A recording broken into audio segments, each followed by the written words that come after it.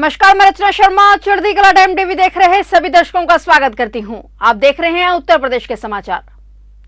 उत्तर प्रदेश के मुख्यमंत्री योगी आदित्यनाथ नरसिंहपुर के करेली पहुंचे, जहां नगर के हरविष्णु कामत स्टेडियम में उन्होंने नरसिंहपुर विधानसभा क्षेत्र से भाजपा प्रत्याशी केंद्रीय मंत्री प्रहलाद पटेल के समर्थन में आम सभा को संबोधित किया। उन्होंने सबसे पहले अपने भाषण में भगवान विष्णु के अवतार भगवान नरसिंह के शहर और नर्मदा किनारे बसे नरसिंहपुर की बात करते हुए यहाँ की धरा को नमन किया। इस दौरान सीएम योगी ने कांग्रेस पर कटाक्ष करते हुए कहा कि कांग्रेस देश की समस्या है। कांग्रेस के नेताओं ने देश का विभाजन कराया। देश विभाजन नहीं होता तो पाकिस्तान और बांग्लादेश नहीं बनते। उन्होंने कहा कि अगर कांग्रेस के नेताओं का सत्ता निष्ठा नहीं होती तो देश विभाजन नहीं होता और आज अखंड भारत होता। सीएम योगी ने कहा कि भारत लौह पुरुष सरदार वल्लभ भाई पटेल ने 1947 में देश के आजाद होते ही सोमनाथ के मंदिर का पुनरुद्धार किया था, लेकिन कांग्रेस के उस समय के नेता देश के प्रधानमंत्री जवाहरलाल नेहरू ने सोमनाथ मंदिर के पुनरुद्धार का विरोध किया था। कांग्रेस चाहती ही नहीं थी कि राम मंदिर का पुनरुद्धार हो, सोमनाथ मंदिर का पुनरुद्धार हो। उन्होंने कहा कि कांग्रेस समस्या देने वाली थी, लेकिन जैसे ही उत्तर प्रदेश में डबल इंजन की सरकार आई तो प्रधानमंत्री मोदी के आह्वान पर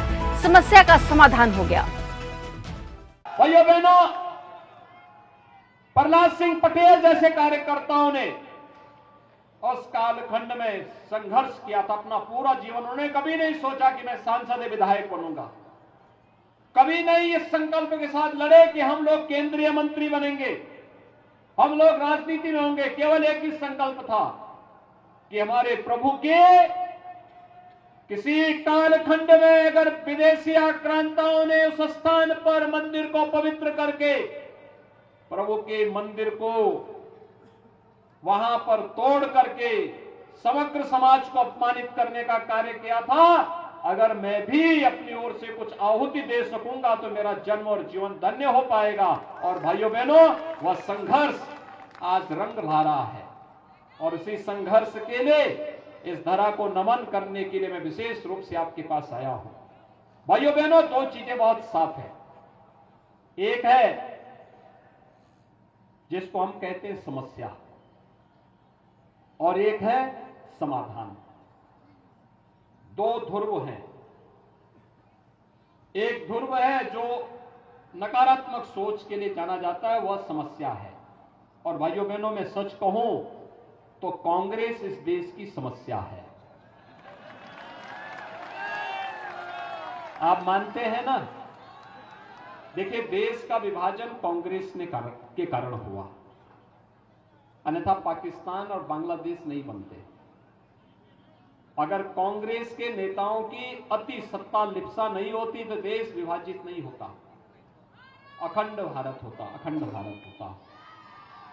भाइयों बहनों, लौह पुरुष सरदार वल्लभ भाई पटेल ने 1947 में देश आजाद होते ही सोमनाथ के मंदिर के पुनरुद्धार का कार्य किया था, लेकिन कांग्रेस के उस समय के नेता देश के प्रधानमंत्री जवाहरलाल नेहरू जी ने सोमनाथ मंदिर के पुनरुद्धार का विरोध किया था। कांग्रेस चाहती नहीं थी कि राम मंदिर का पुनरुद्धार हो, सोमनाथ के मंदिर का पुनरुद्धार हो। कांग्रेस समस्या देने वाली थी, लेकिन भाइयों बहनों, जैसे ही उत्तर प्रदेश में डबल इंजन की भाजपा की सरकार आई और प्रधानमंत्री मोदी जी के आह्वान पर आज समस्या का समाधान हो गया। रायसेन जिले के उदयपुरा विधानसभा के भारकच पहुंचे यूपी के सीएम योगी आदित्यनाथ ने चुनावी सभा को संबोधित किया और कांग्रेस को समस्याओं की पार्टी बताया, जबकि भाजपा को उसका समाधान बताया। सभा को संबोधित करते हुए उन्होंने कहा कि वे खुशखबरी इसी विधानसभा चुनाव के बहाने देने आए हैं कि 22 जनवरी को अयोध्या में बन रहे भव्य राम मंदिर में रामलला विराजमान होने वाले हैं। इसका शुभारंभ प्रधानमंत्री नरेंद्र मोदी करेंगे। उदयपुर विधानसभा में भाजपा प्रत्याशी नरेंद्र शिवाजी पटेल के समर्थन में सभा करने पहुंचे यूपी सीएम ने कहा कि कांग्रेस समस्याओं की पार्टी है और भाजपा समाधान की। चुनाव व्यक्ति नहीं, पार्टी विचारधारा लड़ती है और यह भी विचारधारा की लड़ाई है। एक तरफ कांग्रेस पार्टी है जिसने मध्य प्रदेश और देश में लंबे समय तक शासन किया, लेकिन बदले में समस्या दी। उन्होंने कहा कि कांग्रेस का मध्य प्रदेश में कई साल राज रहा, लेकिन मध्य प्रदेश को पहचान नहीं दिला पाई। भाजपा की सरकार ने 20 सालों में प्रदेश को अग्रणी राज्य की श्रेणी में लाकर खड़ा कर दिया। सीएम ने कहा कि कांग्रेस राज में तो त्योहारों के सीजन में सिलेंडर के लिए लोगों को पुलिस का डंडा तक खाना पड़ता था। आज प्रधानमंत्री नरेंद्र मोदी के राज में जब चाहे सिलेंडर लिया जा सकता है। अगर कांग्रेस समस्या है तो भाजपा उसका समाधान भी है। समाधान, आतंकवाद की समस्या का समाधान कश्मीर में धारा 370 प्रधानमंत्री मोदी जी ने एक झटके में समाप्त कर दिया। समाधान, जिस राम जन्मभूमि के लिए 500 वर्षों से युद्ध चल रहे थे, आंदोलन चल रहे थे, और जिस समस्या को कांग्रेस ने असाध्य कर दिया था। कांग्रेस के नेता कहते थे राम तो हुए ही नहीं, कृष्ण हुए ही नहीं। उस समस्या का समाधान भी भाजपा ने ही, प्रधानमंत्री मोदी जी के नेतृत्व में डबल इंजन की भाजपा सरकार ने एक झटके में करके आज राम मंदिर के निर्माण का मार्ग भी प्रशस्त कर दिया है। मैं पूछना चाहता हूं, भाइयों बहनों, मैं पूछता हूं, जो आज काशी में काशी विश्वनाथ धाम देखने को मिल रहा है, क्या ये कांग्रेस कर पाती? क्या अयोध्या में राम मंदिर का निर्माण क्या कांग्रेस कर पाती? और महाकाल के महालोक का निर्माण भी क्या कांग्रेस कर पाती? भाइयों बहनों, कांग्रेस,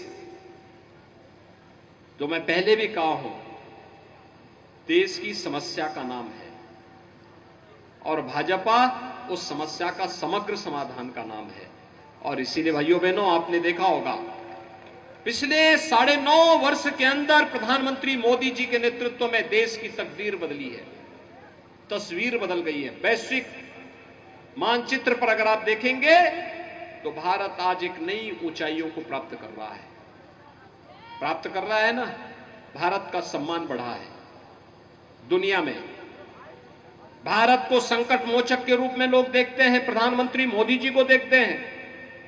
श्री राम की नगरी में 7वें दीपोत्सव की तैयारी बड़े जोरों शोरों से चल रही है। 25,000 वॉलंटियर राम की पेड़ी के 51 घाटों पर दीपक सजा रहे हैं। 24 लाख से ज्यादा दीपक राम की पेड़ी पर जलाने के लिए अवध विश्वविद्यालय के वॉलंटियर सेवा में जुटे हुए हैं। आज से दियों को सजाने का क्रम शुरू हो चुका है। आगामी 2 दिनों में दीपकों में बाती और तेल लगाया जाएगा। इसके साथ ही दीपों के जलने का रिहर्सल भी किया जाएगा और 11 नवंबर को अयोध्या में भव्य दीपोत्सव होगा। इस बार की दीपावली भगवान रामलला के प्राण प्रतिष्ठा के पहले बेहद खास है। दीपोत्सव का उत्साह भी चरम पर है। बता दें कि प्रभु श्री राम की नगरी में 7वें दीपोत्सव की तैयारी बेहद खास तरह से की जा रही है, क्योंकि इस बार रामलला के अस्थायी मंदिर की आखिरी दीपावली है। ऐसे में इसको भव्य बनाने के निर्देश मुख्यमंत्री के स्तर पर दिए गए हैं। इसी क्रम में पूरे अयोध्या को सजाया संवारा जा रहा है। राम की नगरी एक बार फिर दीपमालाओं से सजी होगी। त्रेता के अयोध्या की परिकल्पना साकार होते 11 नवंबर को नजर आएगी। धार्मिक मान्यता है कि भगवान राम जब लंका विजय करके अयोध्या लौटे थे तो उसके बाद अयोध्या वासियों ने भव्य दीपोत्सव मनाया था।